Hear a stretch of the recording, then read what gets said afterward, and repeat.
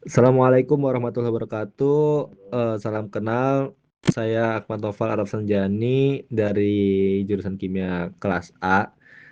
Izin untuk mempresentasikan tugas dari mini riset ya untuk keperluan UAS dari mata kuliah Kimia Lingkungan. Jadi Noval di sini akan membawakan mini riset berjudul pemanfaatan biochar sekam padi sebagai green absorbent untuk absorpsi zat warna metilen biru pada air tercemar. Nah, penelitian ini berfokus pada pemanfaatan limbah pertanian berupa sekam padi sebagai material ramah lingkungan untuk mengatasi pencemaran air akibat limbah zat warna industri tekstil. Nah, untuk permasalahan pertama nih, pertama kita lihat bagian permasalahan terlebih dahulu. Salah satu sumber pencemaran air yang cukup serius berasal dari industri tekstil. Nah, industri tekstil ini menghasilkan limbah cair yang mengandung zat warna sintesis, salah satunya adalah methylene blue.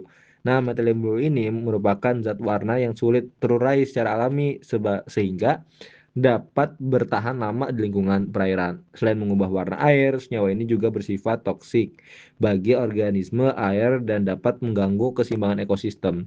Di sisi lain, Indonesia menghasilkan sekitar 14,5 juta ton sekam padi setiap tahunnya. Sebagai besar limbah ini belum dimanfaatkan secara optimal dan hanya dibakar atau dibuang. Karena itu, muncul ide untuk mengubah limbah sekam padi menjadi material yang bernilai guna dalam mengelola air tercemar.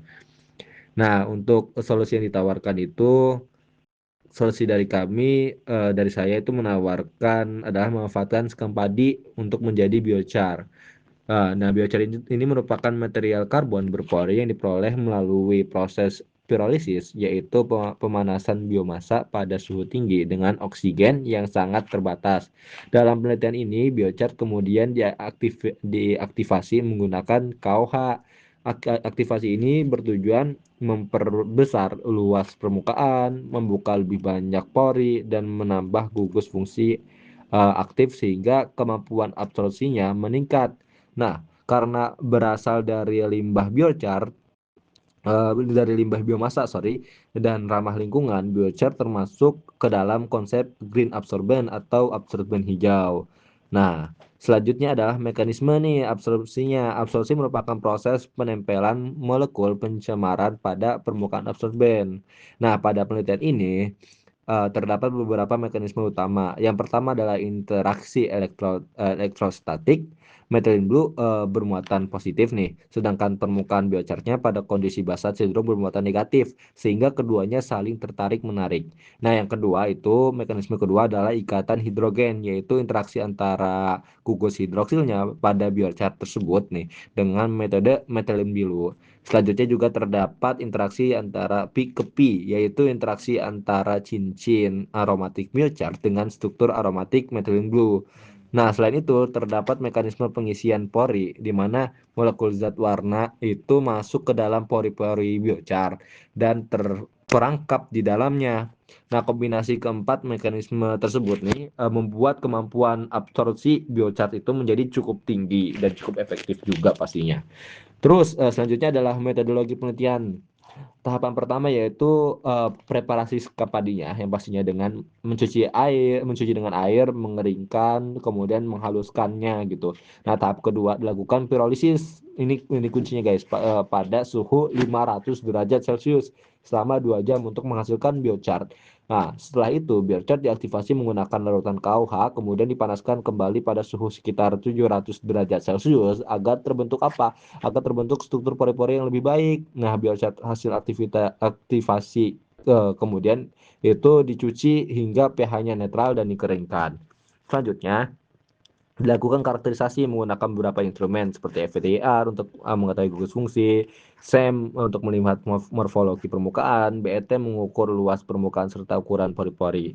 Nah, tahapan terakhir adalah uji absorpsinya pastinya menggunakan larutan methylene blue dengan variasi pH, dosis absorben dan waktu kontaknya dan konsentrasi awal larutannya. Jadi dengan banyak keadaan lah gitu untuk melihat efektivitasnya. Terus variabel yang diteliti meliputi 4 aspek. Yang pertama adalah pH larutan karena pH mempengaruhi muatan permukaan. Yang kedua adalah dosis absorben untuk mengetahui jumlah biochar yang paling efektif. Yang ketiga adalah waktu kontak untuk mengetahui waktu optimum proses absorpsi, dan yang terakhir adalah konsentrasi awal methylene blue yang digunakan dalam analisis isoterm absorpsinya. Melalui variasi ini jadi dapat diketahui nih kondisi operasi yang paling optimalnya. Jadi kita bisa tahu nih optimal itu di mana. Terus kemudian berdasarkan kajian literatur terdapat beberapa hasil yang diharapkan. Biochar pertama itu biochar yang telah diaktifasi diperkirakan memiliki luas permukaan sekitar 600 hingga 900 meter persegi per gram. Jauh lebih besar dibanding biochar tanpa aktivasi. Nah, efisiensi penyisian methylene blue diprediksi itu mencapai lebih dari 90% bahkan pada kondisi pH basah. Kapasitas absorpsi maksimum itu diperkirakan berada pada kisaran 350 mg per gramnya, sehingga mampu bersaing dengan absorpsi komersial. Selain itu, model isotherm Langmuir diprediksi paling sesuai menggambarkan proses absorpsi yang menunjukkan bahwa absorpsi berlangsung secara monolayer pada permukaan biochar gitu guys.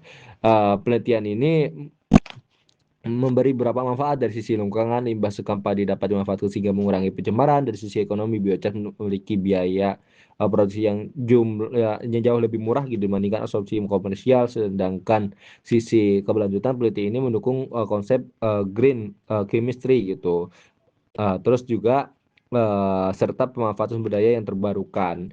Untuk penutupannya guys, sebagai kesimpulan, penelitian ini menunjukkan bahwa biochar sekam padi teraktivasi KOH memiliki potensi yang sangat baik sebagai green absorpsi untuk mengabsorpsikan methyl blue dari air cemar gitu. Demikian mungkin pemaparan dari Nopal. Wassalamualaikum warahmatullahi wabarakatuh.